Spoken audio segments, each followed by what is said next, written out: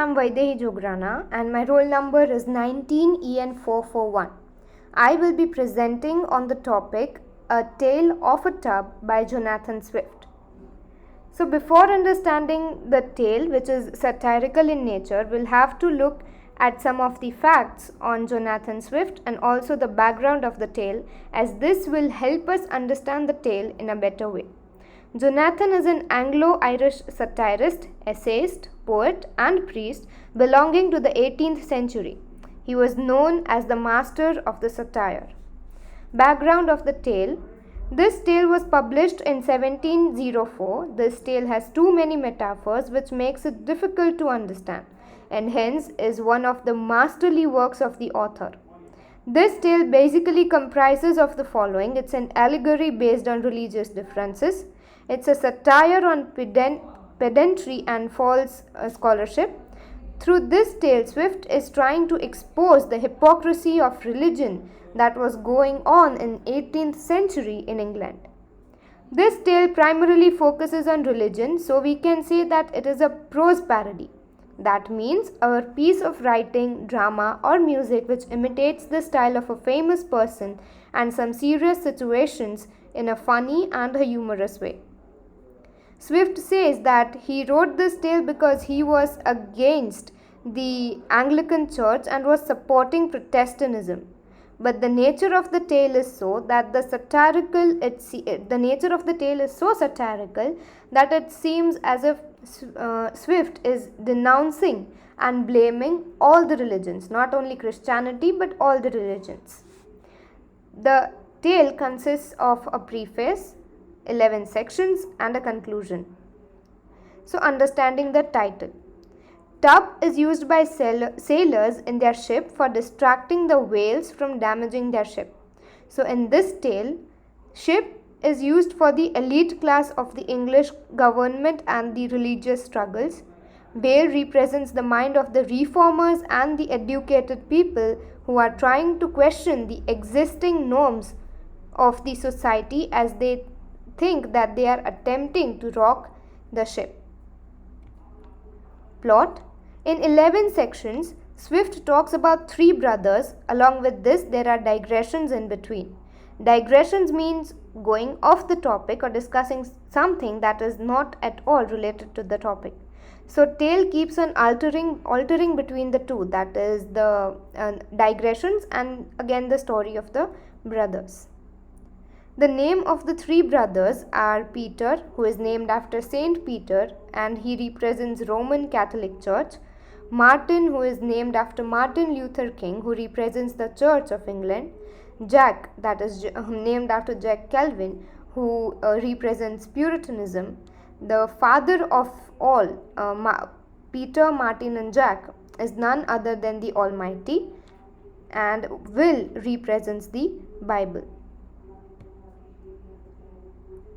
The father of the three sons represents the Almighty. As a practice of Christianity, the brothers have inherited a wonderful code from their father and have his will, that is Bible, to guide them.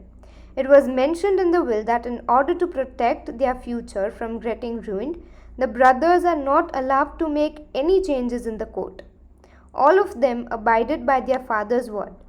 But after some time, shoulder knots came into fashion.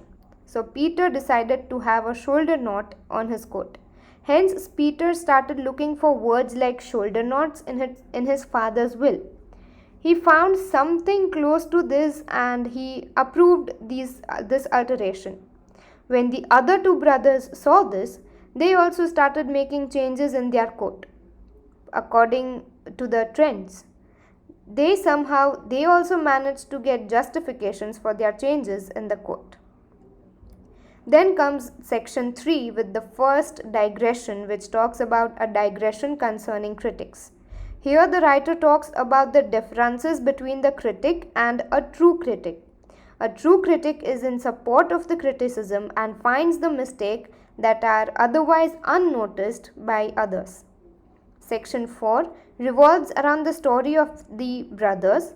Peter remarks that he deserves all the honors because he is eldest of all.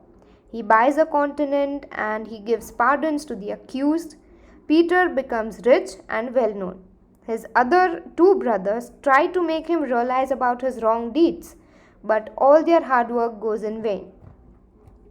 Section 5 again comes up with a digression named A Digression in the Modern Kind, where he gives grounds for digression and explains why digressions are necessary.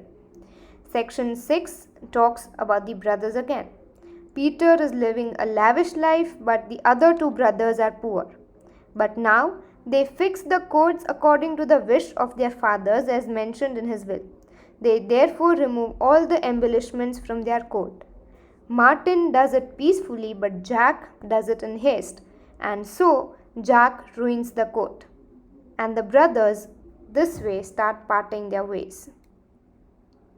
Section 7 comes up with one more digression, the digression in praise of digression, which says how some types of digression can brighten a person's soul and mind. It gives ideas to the readers on how to appear smart and witty. Section 8 talks of the nature of the wind and inspiration. It addresses how artists and great thinkers get inspired from the elements of nature. Section 9, a digression concerning madness. Here the author discloses about Jack's madness and talks something more about Jack. Section 10. This section comes up with yet another digression, remarking that it is essential for the authors to provide prefaces because they have to offer their thoughts to the world. He categorizes readers as superficial, the ignorant, and the learned. According to Swift, the learned readers can understand the satires that Swift has in his tales. Section 11. From here we again return to the story of Jack. Jack again goes through his father's will to understand its meaning, but as he reads, he discovers that the meaning of the will is far more complicated than he actually thought. The author mentions that he cannot disclose more about brothers, yet he summarizes some contemporary, that is, the recent actions of them. Jack and Peter are teamed up and are against Martin. This also helps them to serve their own agenda. However, Peter and Jack, who were teamed up against Martin, so when Peter is in problem, Jack doesn't help Peter, and when Jack is in problems, Peter doesn't help Jack. So Peter and Jack, when both of them are in trouble, none of them help each other. So the author concludes by mentioning that there is a correct time to read a book, and this book too shall pass the time test. He also comments on other authors who are friends of Swift and conveys his gratitude to them. I hope you found this useful. Thank you.